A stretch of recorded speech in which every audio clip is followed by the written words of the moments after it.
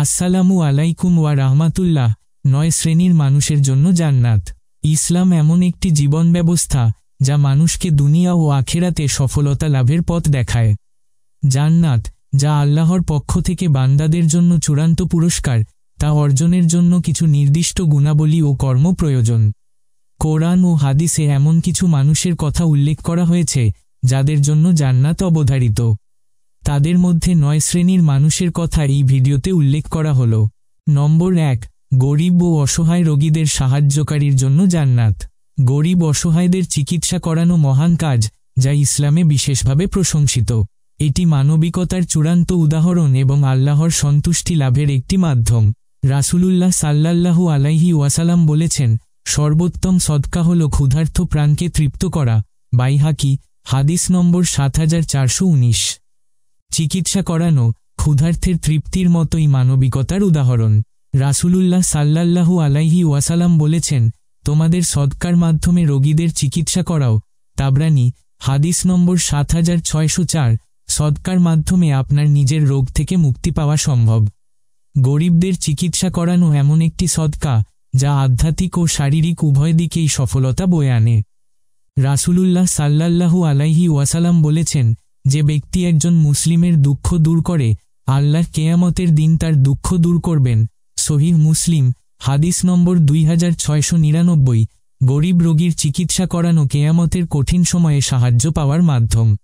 রাসূলুল্লাহ সাল্লাল্লাহু আলাইহি ওয়াসাল্লাম বলেছেন, যে ব্যক্তি তার ভাইয়ের প্রয়োজন মেটানোর চেষ্টা করে, আল্লাহ তার প্রয়োজন পূরণ করেন। সহিহ বুখারী, হাদিস নম্বর 2442। নম্বর 2, ঈমানদার মুমিনের জন্য জান্নাত।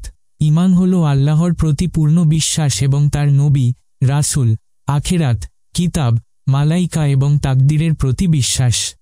ঈমানদাররা আল্লাহর সন্তুষ্টি অর্জনের জন্য পৃথিবীতে সৎ কাজ করে, নামাজ, রোজা, হজ, যাকাত এবং অন্যান্য ইসলামী কর্তব্য পালন করে। তাদের এই ইবাদত এবং বিশ্বাসের ফলে জান্নাত তাদের জন্য অবধারিত হয়ে যায়। কোরআনে বলা হয়েছে, যারা ঈমান আনে এবং সৎকর্ম করে, তাদের জন্য জান্নাতের প্রতিশ্রুতি রয়েছে। সূরা বাকারা, আয়াত 25। নবী করিম সাল্লাল্লাহু আলাইহি ওয়াসাল্লাম বলেছেন, যে ব্যক্তি আল্লাহর উপর ঈমান আনবে এবং তার নবীর প্রতি বিশ্বাস রাখবে, আল্লাহ তাকে জান্নাতে প্রবেশ করাবেন। ঈমানদার যদি কোনো গুনাহ করে থাকে, তবে তওবা করলে আল্লাহ তাকে ক্ষমা করে জান্নাতে প্রবেশ করাবেন। নম্বর 3, নামাজ আদায়কারীর জন্য জান্নাত। রাসূলুল্লাহ সাল্লাল্লাহু আলাইহি ওয়াসাল্লাম বলেছেন, যে ব্যক্তি সঠিকভাবে নামাজ আদায় করে, আল্লাহ তার জন্য জান্নাত বাধ্যতামূলক করে দেন। রাসূলুল্লাহ সাল্লাল্লাহু আলাইহি ওয়াসাল্লাম বলেছেন, নামাজ হচ্ছে ঈমানের স্তম্ভ। যে ব্যক্তি নামাজ আদায় করবে, সে তার ঈমান বজায় রাখবে, এবং যে নামাজ ত্যাগ করবে, সে তার ঈমানকে ধ্বংস করবে। সহিহ মুসলিম, হাদিস নম্বর 339। নম্বর 4, সৎকর্মশীল সন্তানদের অভিভাবকদের জন্য জান্নাত। সন্তানদের সৎপথে পরিচালিত করা এবং তাদের ঈমানদার ও নেক বানানো অভিভাবকের জন্য জান্নাত লাভের গুরুত্বপূর্ণ মাধ্যম। রাসূলুল্লাহ সাল্লাল্লাহু আলাইহি ওয়াসাল্লাম বলেছেন, আল্লাহ তাআলা জান্নাতে সৎ বান্দার মর্যাদা বাড়াবেন। তখন সে বলবে, হে প্রভু, আমি এটি কিভাবে পেলাম? আল্লাহ বলবেন, তোমার সন্তান তোমার জন্য ইস্তেগফার করে। আহমদ, হাদিস নম্বর 10622।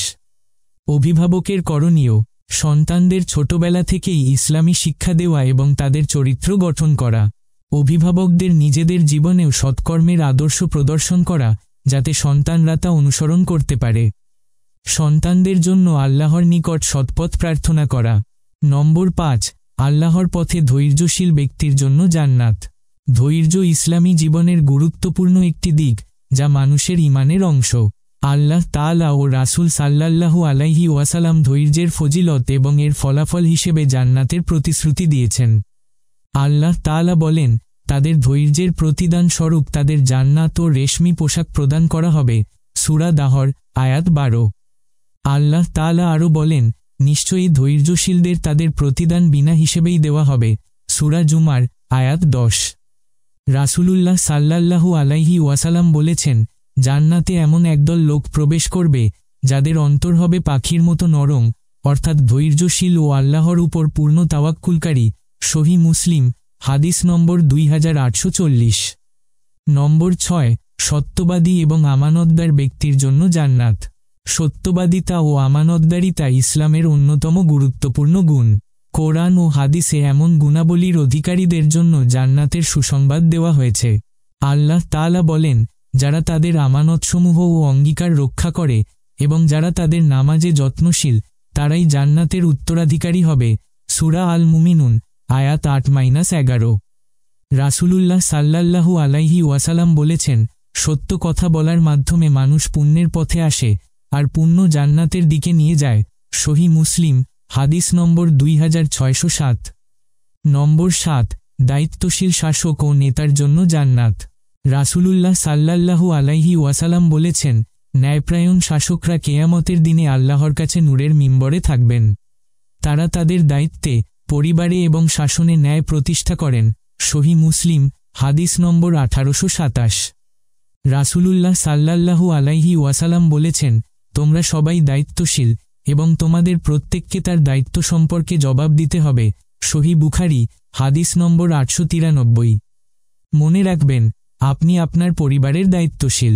নম্বর ৮, আল্লাহর রাস্তায় জীবন উৎসর্গকারী অর্থাৎ শহীদের জন্য জান্নাত। সহিহ বুখারী হাদিস নম্বর 2803। নম্বর ৯, পিতা মাতার প্রতি অনুগত সন্তানের জন্য জান্নাত। রাসূলুল্লাহ সাল্লাল্লাহু আলাইহি ওয়াসাল্লাম বলেছেন, আল্লাহর সন্তুষ্টি পিতা মাতার সন্তুষ্টির মধ্যে এবং আল্লাহর অসন্তুষ্টি পিতা মাতার অসন্তুষ্টির মধ্যে। তিরমিজি হাদিস নম্বর 1899। পিতা মাতার সেবা করা জান্নাতের দরজায় প্রবেশের সুযোগ এনে দেয়। রাসূলুল্লাহ সাল্লাল্লাহু আলাইহি ওয়াসাল্লাম বলেছেন, পিতা মাতা জান্নাতের দুয়ারগুলোর একটি।